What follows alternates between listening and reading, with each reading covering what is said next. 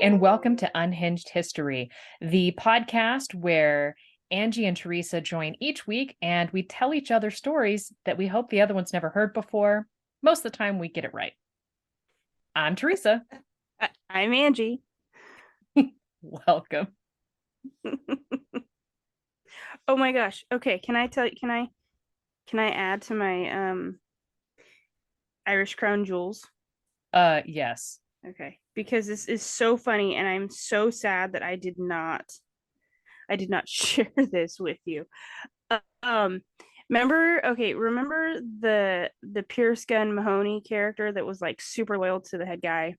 Yep. Okay, And Angie's referencing episode 8, Dick Gorgeous, by the way. So if you haven't heard yeah, that one yet, spoiler alert. go back and have a listen because this is pretty amazing. After everything was done and they investigated the whole theft and all that, Pierce Gun Mahoney goes back to the family home in County Kerry, where he remained close to Vickers, the head guy in charge. um it's said there's some reference to Sherlock Holmes, that perhaps part of his Pierce Gun Mahoney's adventure with Vickers is could be related to the vicious circle claims that the adventure of the Bruce Parrington plans was a thinly veiled like hit from from Arthur Conan Doyle about the Irish Crown Jewels and their whole fiasco, which I thought was interesting to say. But my favorite part about this is one afternoon, Pierce Gun Mahoney decides to go across the lake to visit some friends for tea, Yeah. and the lake is covered in waterfowl. So he brings his rifle just in case. He's found dead the next day. No foul play was suspected. So he Dick Cheney'd himself? I don't know, but when I read, okay, it says Mahoney took a shotgun with him. His body was, this is the Atlas Obscura article Yeah. from Dan Nasowitz that I read, or that I was reading parts of. It says his body was discovered the next day near the boathouse. He had been shot through the heart. Foul play has often been suggested, but neither has been proven nor disproven. I thought the play on words was so funny that, like, Oh, yeah. The foul play. Mm-hmm. yeah, yeah, I'm going across a lake with my rifle or my shotgun or whatever, and this lake is known for foul. Wait a minute. A shotgun to the heart and foul play couldn't be involved. Like, how, uh, I feel like either way, rifle or shotgun, it doesn't matter. You can't do it to yourself via the I heart. mean, what are you doing? Pulling it with your toes? Like, Do you have some type of mechanism? I feel like you would have to have some type of like pulley system built. I mean, unless somehow it misfired or he dropped it, or I don't understand. Maybe I don't know enough how guns work. No, I think that you're on the right track. But so no, nothing has ever come from that. Like they don't know what happened. But the play on words of a lake covered in Yeah. foul and the expected foul literally slayed me, and I was so upset when I realized I did not tell you that. So you So have it. when I chose my story this week, I didn't, at the time, I was like, oh, yeah, no, I'm definitely going to do this. And then as I was getting into it, I was like, oh, yeah, my story ties back to a previous episode. Oh, I love that. So you remember how I told you when I was doing the honey war, how I started, or sorry, when I was doing the pig war, I was researching something Mm-hmm. and there was a couple of really bizarre lines that made me go, wait, go back one. And then I switched stories completely mid shit. Yeah. I remember that. Okay. So I'm going to tell you the story of the honey war, I'm so excited. which is almost as ridiculous as the pig war of episode 3. I don't think there's any way to get as ridiculous as the pig war, if we're being honest. I mean, you say that. You say that. I'm going to lead with my sources. Okay. So that USPS, the United States National Parks article, not Mhm. USPS, because that's the Postal Service. But the National Park Service article that I read about the pig war, I Mhm. found the original article that I've been reading on the honey war. There's an article from the Gazette called Time Machine, The Honey War When Iowa and Missouri Almost Came to Blows Over the Border. Okay. Okay, that's where we're going. I like it. All right. So 20 years before American and British forces fought the pig war, fought So should be in I'm sorry. This quotation is marks. before This before. is before. This is Okay. the precedent. Okay. Um, the states of Iowa and Missouri engaged in a similar conflict. I And love it's this so much. hilarious to me that independent states of a country engaged in a conflict. Like that concept, I find hilarious. Um, and it's also due to imprecise treaty language. Oh, that'll get you. Okay. The inept work by the official surveyor and the territorial rivalry led to armed conflict between two newly settled states. Iowa's claim rested on the survey made by John C. Sullivan in 1816 when the United States signed a treaty describing the border between the U.S. and the Osage tribe. And the Osage is a group of Indians that at one point become the wealthiest nation in the world. Okay. At one point, I might want to cover that story because it's, oh my goodness grief. At this point, Iowa and Missouri had not become states or territories. So they're kind of small chumps in this whole thing. Sullivan, however, didn't draw a straight line as he intended to, leaving a boundary that edged north as it headed eastward that varied markedly from the official boundaries on maps. What Sullivan did is he didn't understand how compasses truly work, which is something I feel like a surveyor should understand. I was actually just gonna ask. You said he was a surveyor, right? I Yeah. feel like you should have real keen understanding of your instruments. Yep. So he didn't pay attention to the difference between magnetic north and true north. Oh, okay. Now, maybe my one merit badge in orienteering from decades ago makes me feel like a bit of an armchair quarterback here. But I feel like I could probably have done better.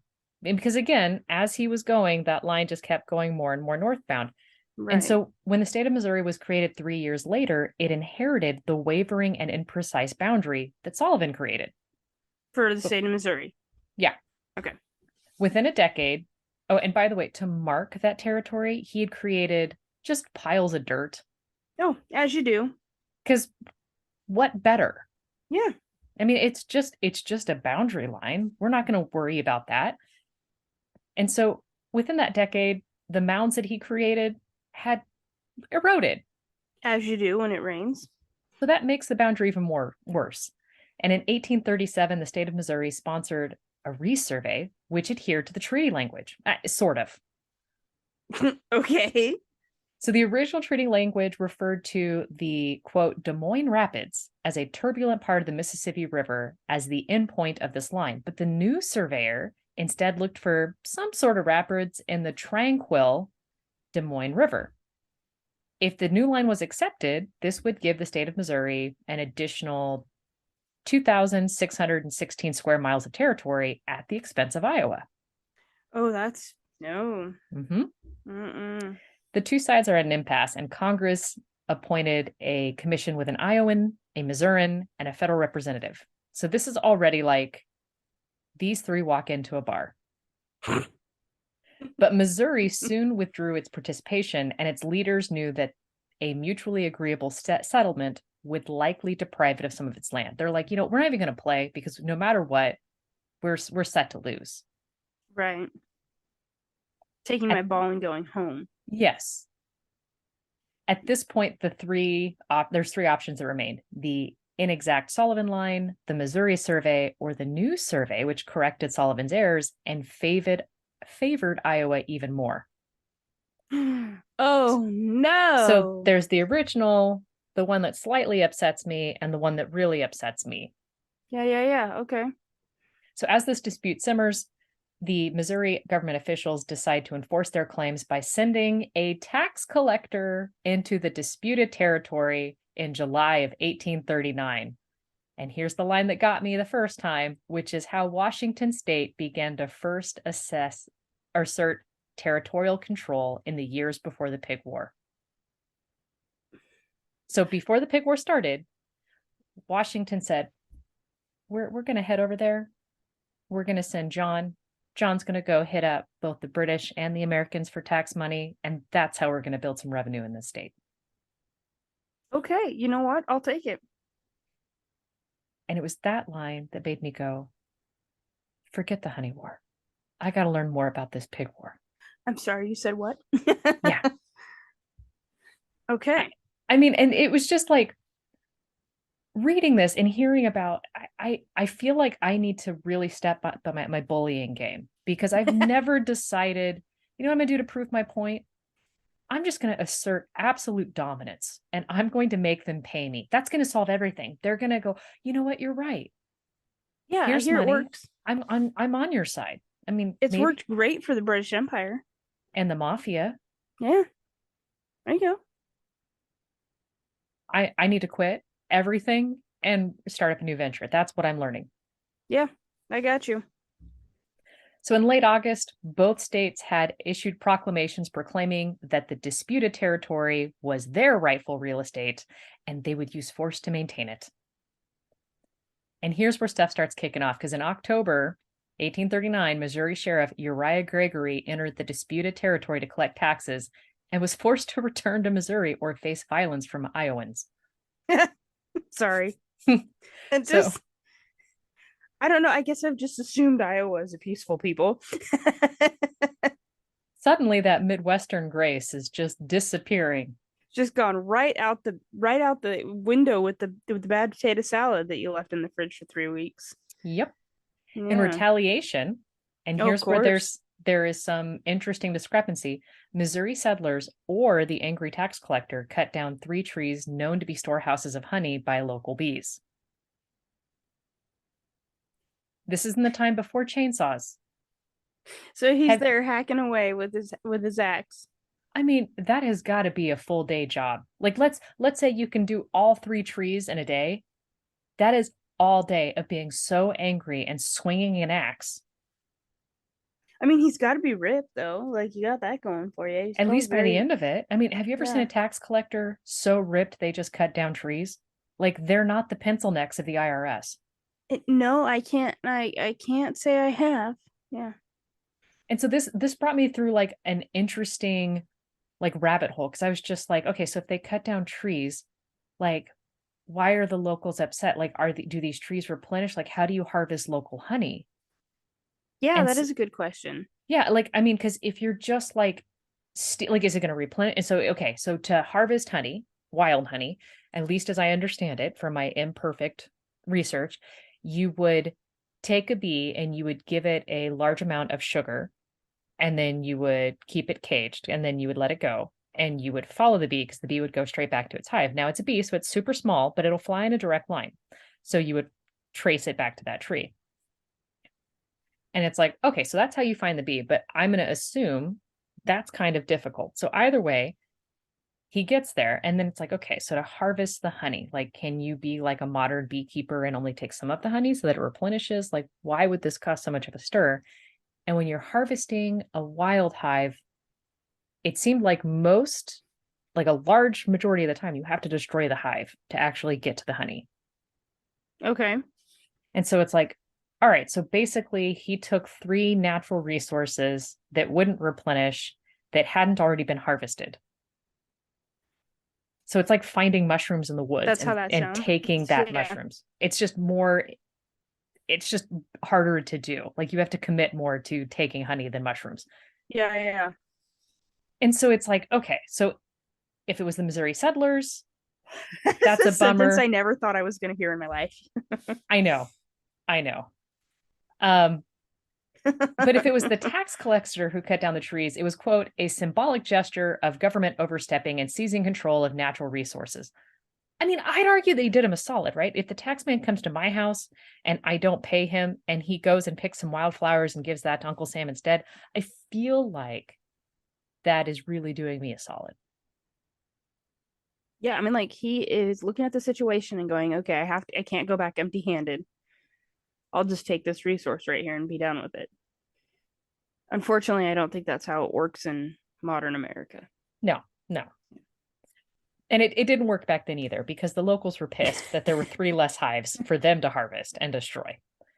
And so it's at Huh. that point that the sheriff tries a second time. And so on November Sheriff 20th, Uriah, yes. I love him. Okay. And on November 20th, the sheriff of Iowa's Van Buren County arrests him.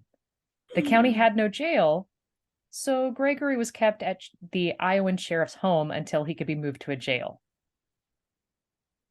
And I'm assuming maybe they had like some bars in the outhouse, where they would just put somebody they didn't want to get lost. Get lost. Geez, I speak English. But when I first read that, I was just like, oh, he's just sitting at the dining room table. Like, I guess I'm arrested. I guess I'll stay here now. That was exactly the image I had, like him having dinner with the family. Yeah. Shackled to the dining room table, just like, it's okay, little Johnny. This is just a normal Tuesday. yeah, napkins in the lap, chew with your mouth closed and no elbows on the table. Hey, Johnny, no. We don't bother the other man. He's answered your question. Mm-hmm. So, in response, the Lewis County of Missouri prevents any mail from entering the territory of Iowa.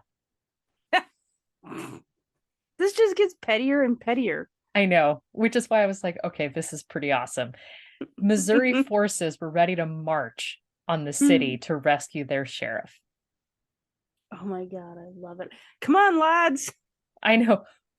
I've never had to think about what I would do to break my law enforcement out of whatever jail they were in. So this is just a whole new level of anarchy that I hadn't even put my brain in.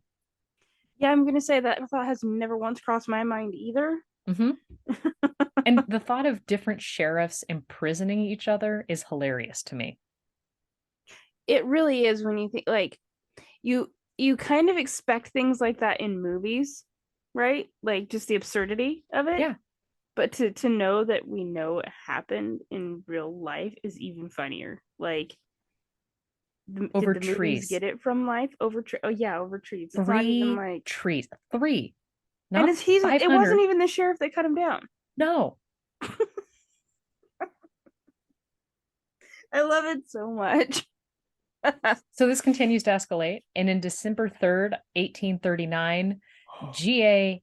Hendry, the deputy marshal of the Iowa Territory, sent a letter to the governor of the Iowa Territory, Robert Lucas, reporting that a body of armed men from the state of Missouri, numbering 40 to 50, came into Van Buren County, that part of the territory over which Missouri pretends to claim jurisdiction, and proceeded to demand by sizable force and carry away property of the citizens of the United States as payment for taxes that they claimed were due to Missouri.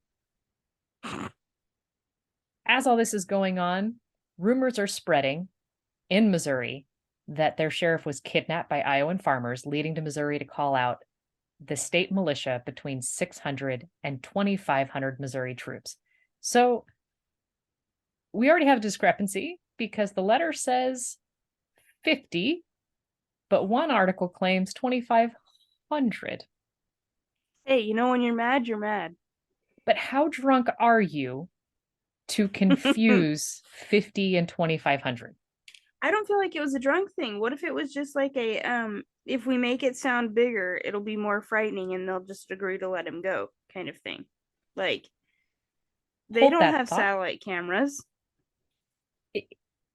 It continues to escalate. But wait, there's more. Behind door number 2.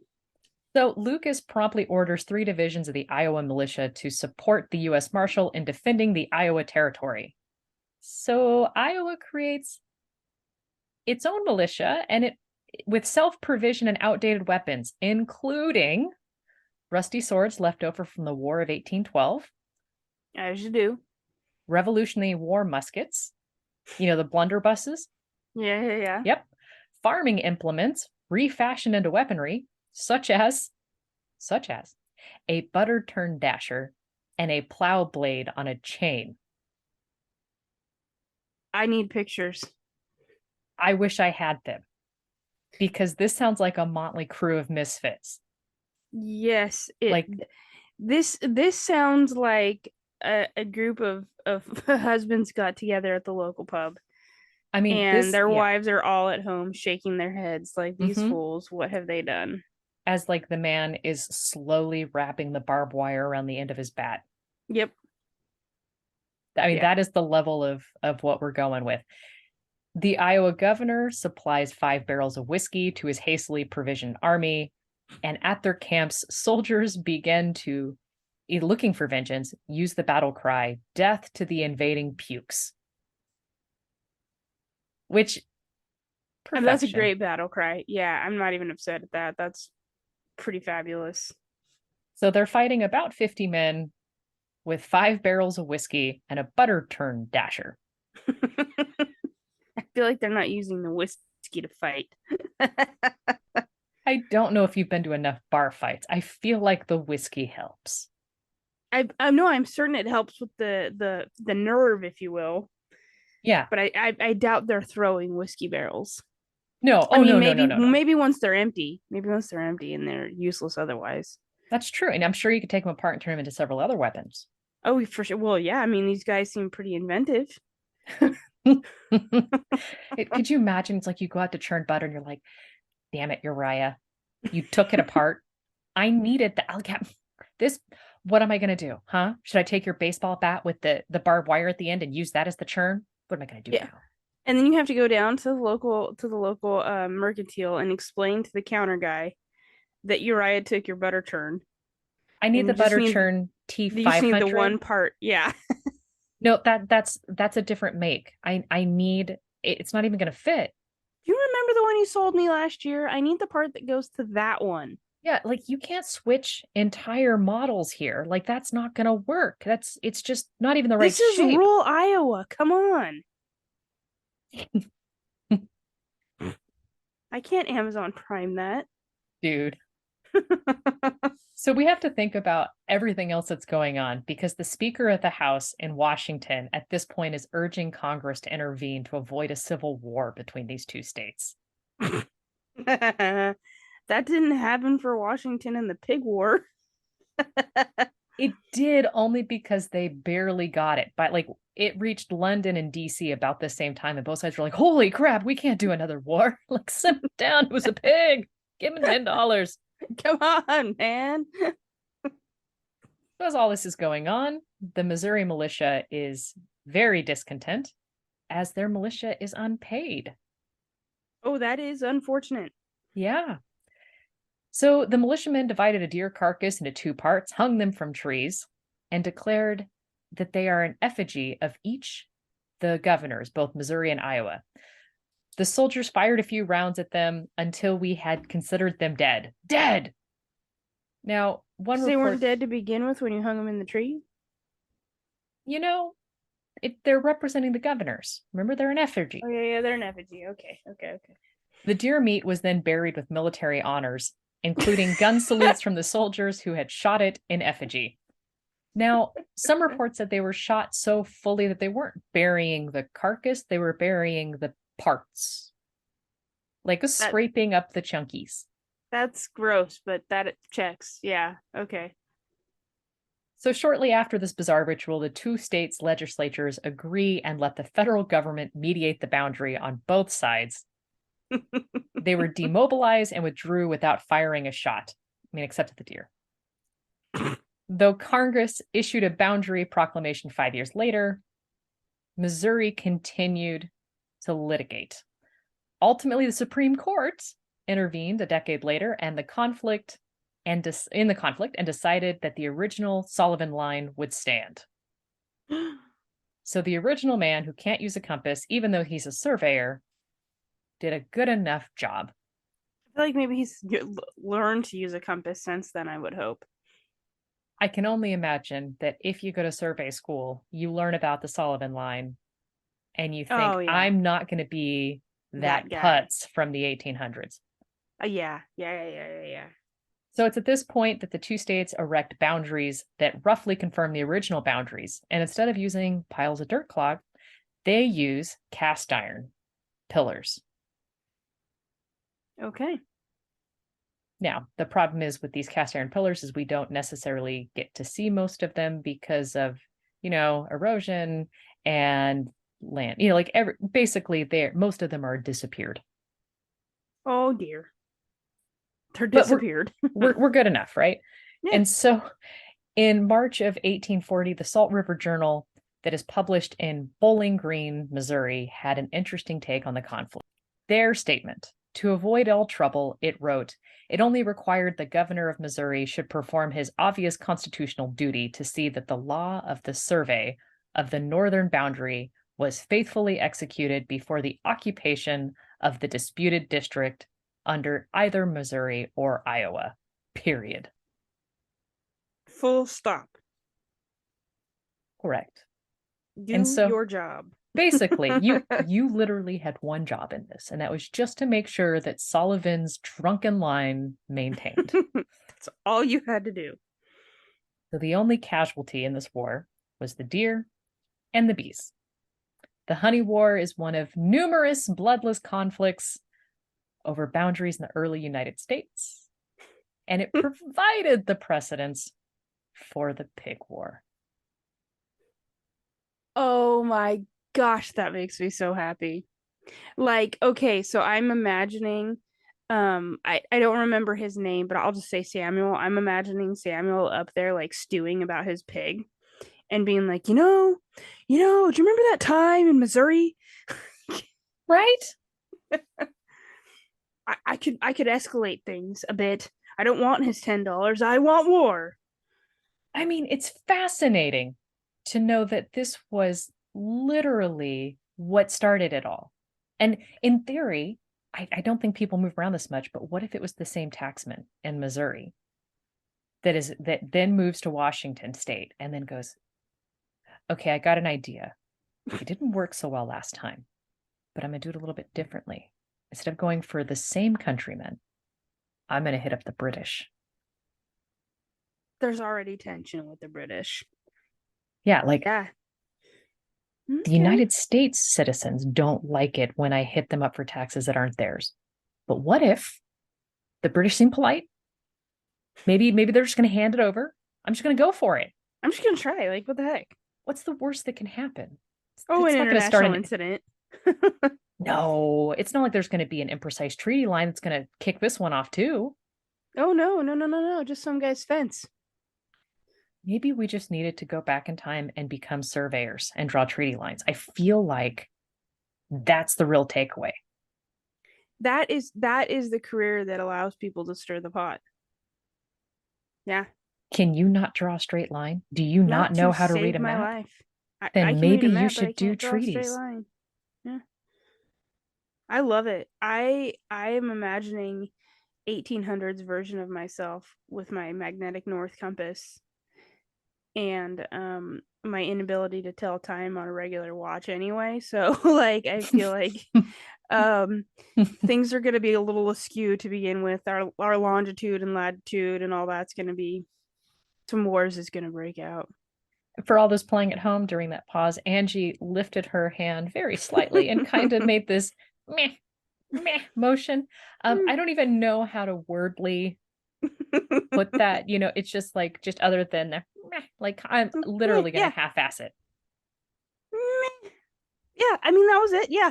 Meh perfectly described my movement. Yeah. Yeah, like listen, you do some people, do what they're great at. Some people do what falls in their lap. You're not wrong. Thank you. Oh my gosh, and this was called the Great Honey The Honey War. the Honey War. Okay. It didn't get a great in front of it. That makes me sad. I mean, we could start referring to it as the Great Honey War of 1839. Implying that there was another one. The Lesser Honey War. Yes. Although, in researching this, one of the things that I was reminded of was when I think it was used against the Roman soldiers when a group of Roman soldiers came upon, they thought unbeknownst to, like accidentally, um, honey that had been used, like the bees had actually harvested the pollen from oleander trees, Ooh, that is unfortunate. and they proceeded to eat this honey because, boy, it tastes Honey. amazing. It's sweet. It's, what an Yeah. amazing thing. But it caused them to hallucinate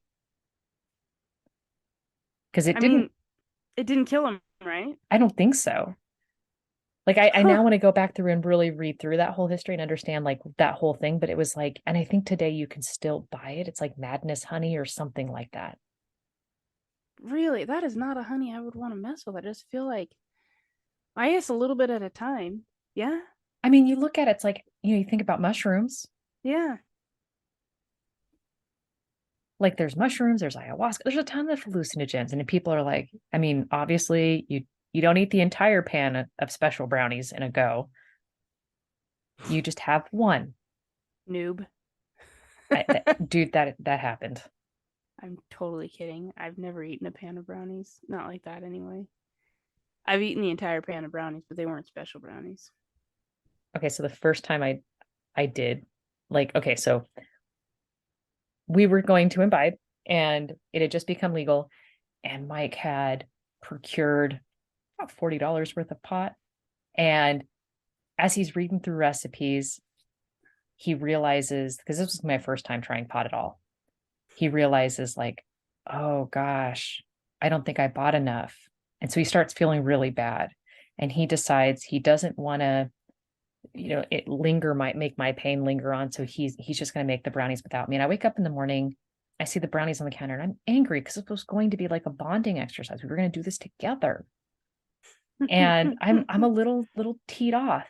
And he explains that he didn't get enough, that, and I'm assuming in hindsight it's because he was supposed to get like the recipes he were looking at called for a full ounce, and I don't think it was all, but it had to be like a bunch of other filler Things. stuff. um and so I had looked up like a nerd, how long does a high last? It lasts 1 to 3 hours. I was like, perfect, we'll put kiddo down for a nap at noon, and then when she wakes up it'll be done, we'll watch a movie, it'll be great, done, right? All the fun. Yeah. Yeah. Yeah. So kiddo goes down for a nap, and I queue up a comedy, and Mike comes over, and I take a brownie, and I take a bite. You don't overdo it, Right. Right. be Right. super, like wait a bit, take some more. And Mike's response is, I'm afraid these are going to be really weak and I want you to have a good time. So I keep eating. Thanks, And I'm Mike. like, okay. And so at this point, I have a full tummy of brownie, and I'm watching this comedy. I don't even remember what it was. And as I'm watching it, I hear the main character's voice inflection go up at the end of their sentence. And I'm like, okay, so that obviously is a joke. And then I hear Mike laugh. And then I turn my head to look at Mike, and my vision click, click, click. And then this wave of nausea hits me. And I realize I'm not Uh, supposed to turn. I need to push myself deep into the couch so that I don't move, yeah. so Yeah. that I Yeah. don't let my vision do this to me. And that was the start of it. And then I Oh, started projectile vomiting. I'm sorry. It was over 24 hours before it had all gotten through my system. So the moral of the story here for those playing at home is don't eat the brownies. Don't eat a third of the pan of the brownies, Start with the little bites, I guess. regardless of what your dear husband, well intentioned, is telling you. I love this for you. I'm sorry that it ended in projectile puking all over your Oh, house, but it was so bad. It was so bad. I'm Yeah. so sorry. No, I mean it was one of those things, and it was just like, just stare straight. Nobody knows what's happening inside you. Yours is just to make it through this day. Just stare at the ceiling, stare at the ceiling, stare at the ceiling. Yep. It'll go away soon. Yours It'll is pass. just to survive. This too shall pass. Oh my goodness. I'll Well, have to hit you back when I've experienced something like that. or come up. Maybe I'll make you some brownies and we'll have a very well measured experience. Just sitting on the couch. Correct. I love it. Oh my gosh, that's too funny. I'm sorry. I'm sorry you puked. No, you're fine. I realize that this episode has gone longer than I anticipated. I guess I took a long time to tell the honey war. I love it. So what we You could make me do happy. is we could wrap up and then next time you could tell your story. That's fine with me. Okay. No, So that works for me. on that note, I'll tell people where to find us and we'll go from there. And I'll high five you. Like that. Boom. All right. So if you have enjoyed this story, then you can Or you want Mike's recipe for the brownies. then you can reach out to us and we are available at unhinged.historypod@gmail.com, where we will exchange recipes, good, bad, and different, and, commiserate over horrible experiences. Or if you've got another story suggestion that you would really like to share, we would love to hear it because so far I love pointless wars, as I completely continue to indicate. Because And they are the best wars, if we're being honest. the history of petty is what we're after. That's 100%. 100%. If it shows up as missing crown jewels, fantastical. If it's a pointless war, We're here. amazing. Sign us up. Yeah. Yep. And share this podcast, rate, review, subscribe, do all of it. Yeah, all the things. Goodbye. Bye.